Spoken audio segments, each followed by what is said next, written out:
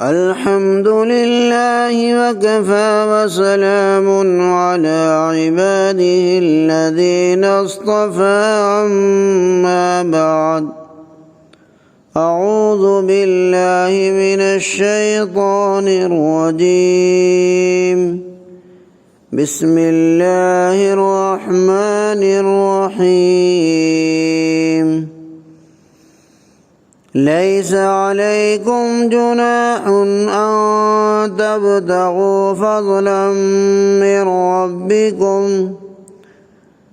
فإذا أفضتم من عرفات فاذكروا الله عند المشعر الحرام واذكروا كما هداكم وإن كنتم من قبله لمن الضالين۔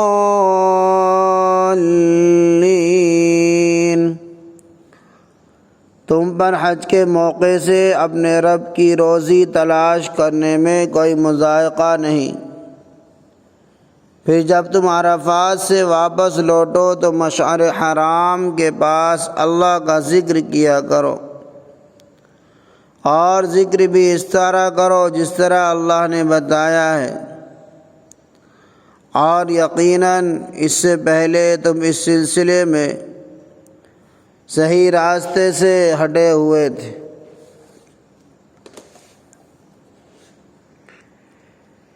اس آیت کریمہ میں سفر حج کے دوران تجارت و مزدوری کا تذکرہ ہے۔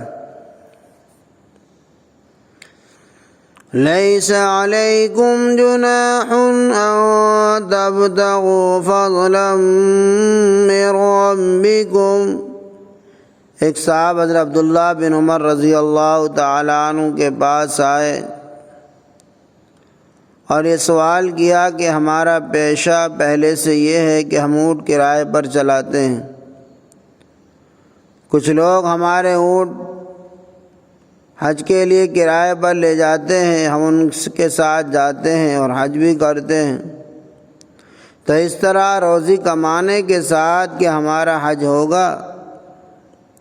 حضرت عبداللہ بن عمر رضی اللہ تعالی عنہ نے فرمایا کہ ایک شخص رسول اللہ صلی اللہ علیہ وسلم کی خدمت میں حاضر ہوا تھا اور آپ سے یہی سوال کیا تھا جو مجھ سے کر رہے ہو۔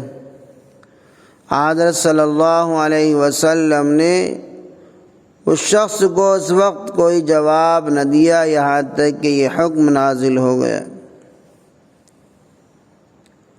اس وقت حضور اقدس صلی اللہ علیہ وسلم نے اس شخص کو بلوایا اور فرمایا تمہارا حج صحیح ہے۔ الغرض اس حکم میں یہ بات واضح کر دی گئی کہ اگر کوئی شخص دوران حج میں کوئی خرید و فروخت یا مزدوری یا تجارت کر کے کچھ نفع اٹھا لے یا کچھ کما لے تو اس میں کوئی گناہ نہیں ہے۔ مدار اصل نیت پر ہے۔ اگر کسی شخص کی نیت میں اصل میں دنیاوی نفع تجارت یا مزدوری ہے اور ضمنی طور پر حج کا بھی قصد کر لیا یا نفع تجارت اور قصد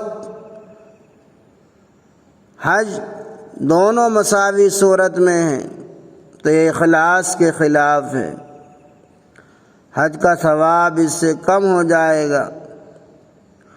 اور اگر اصل نیت حج کی ہے لیکن مصارف حج یا ضروریات میں کچھ تنگی ہے، اس کو پورا کرنے کے لیے کوئی مزدوری یا اجرت پر کام کر لیا یا کوئی معمولی تجارت کر لی تو یہ اخلاص کے بالکل منافی نہیں۔ مگر علماء نے لکھا ہے کہ خاص ان 5 ایام حج میں جس میں مناسک حج ادا کیے جاتے ہیں کوئی مشغلہ تجارت وغیرہ کا نہ رکھے، بلکہ ان ایام کو خالص عبادت و ذکر الہی میں گزارے۔ فرمایا فضلا من ربکم، یہ فرما کر یہ بھی بتلا دیا گیا کہ جو رزق یا فائدہ تمہیں حاصل ہوتا ہے یہ محض اپنی ذاتی کوشش یا محنت کا نتیجہ نہیں، بلکہ یہ اللہ تعالیٰ کا فضل ہے کہ وہ اپنی رحمت سے تمہیں دیتا ہے۔ اس لیے تجارت یا کاروبار کرتے وقت بھی اس بات کی طرف نظر رکھنا چاہیے کہ جو نفع یا فائدہ ہمیں ملتا ہے وہ دراصل اللہ تعالیٰ کی طرف سے۔ اس ہدایت پر عمل کرنے کے بعد تجارت کی کوئی بڑی سے بڑی مشغولیت بھی تجارت باقی رہ سکتی ہے۔ تجارت اس حال میں اگر عبادت نہ بن جائے تو آخر کیا ہو؟ آگے فرمایا فَإِذَا أَفَضْتُم مِّنْ عَرَفَاتٍ فَاذْكُرُوا اللَّهَ عِندَ الْمَشْعَرِ الْحَرَامِ وَاذْكُرُوهُ كَمَا هَدَاكُمْ۔ یہاں احکام حج کے سلسلے میں بتلایا گیا ہے کہ عرفات سے واپسی میں رات کو مزدلفہ میں قیام اور اس کا خاص ذکر واجب ہے۔ عازمین حج 8 ذی الحجہ کی دوپہر تک مکہ معظمہ سے منی آ جاتے ہیں۔ 9 ذی الحجہ کو طلوع آفتاب کے بعد سے منی سے عرفات کو روانہ ہو جاتے ہیں اور قبل الزوال عرفات کے میدان میں پہنچ جاتے ہیں۔ سورج کے غروب ہوتے ہی اس میدان کو چھوڑ دینے کا حکم ہے، بغیر نماز مغرب پڑھے ہوئے۔ نماز مغرب عرفات میں پڑھنے کا حکم نہیں ہے، بلکہ مغرب و عشاء کی نمازیں مزدلفہ پہنچ کر عشاء کے وقت اکٹھا کی جاتی ہیں۔ اسی مزدلفہ کو جو حدود حرم میں ہے مشعر الحرام بھی کہتے ہیں، جس کا ذکر یہاں آیت میں آیا ہے۔ مشعر کے معنی اشعار اور علامت کے ہیں، اور حرام بمعنی محترم و مقدس کے ہیں۔ حجاج کے لیے یہ مزدلفہ کی رات شب قدر کی رات سے کم افضل نہیں۔ صبح صادق کے بعد نماز فجر مزدلفہ میں ادا کر کے قریب طلوع شمس کے تمام حجاج منی کی واپسی کے لیے روانہ ہو جاتے ہیں۔ مزدلفہ میں اگرچہ اللہ تعالیٰ کو یاد کرنا جیسے کہ آیت میں حکم ہے، ہر طرح کے ذکر اللہ کو شامل ہے، مگر خصوصیت سے دونوں نمازوں یعنی مغرب اور عشاء کو ایک ساتھ ادا کرنا اس جگہ کی مخصوص عبادت ہے۔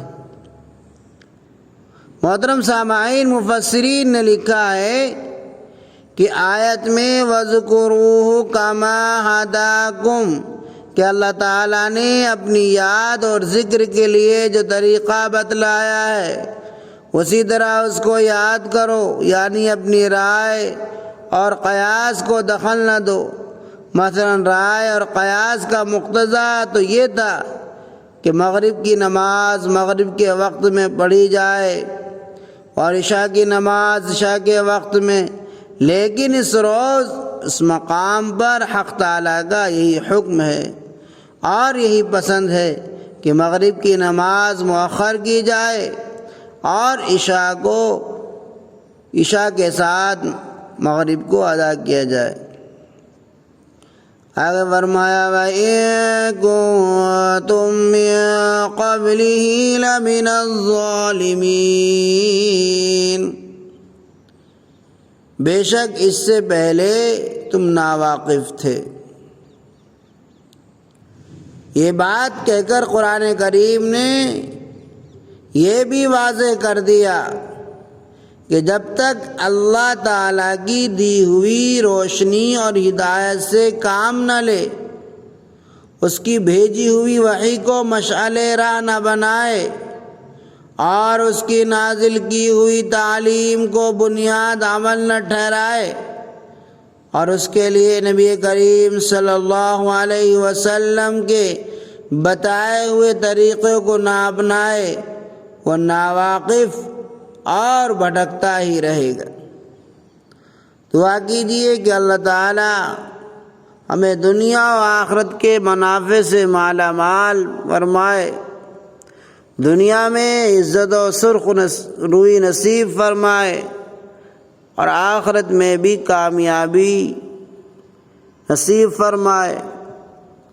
یا اللہ ہم کو ہر حال میں کتاب و سنت کی پیروی نصیب فرما اور جملہ عبادات میں نبی کریم صلی اللہ علیہ وسلم کی اتباع کی توفیق عطا فرما۔ آمین۔ وآخر دعوانا ان الحمد للہ رب العالمین۔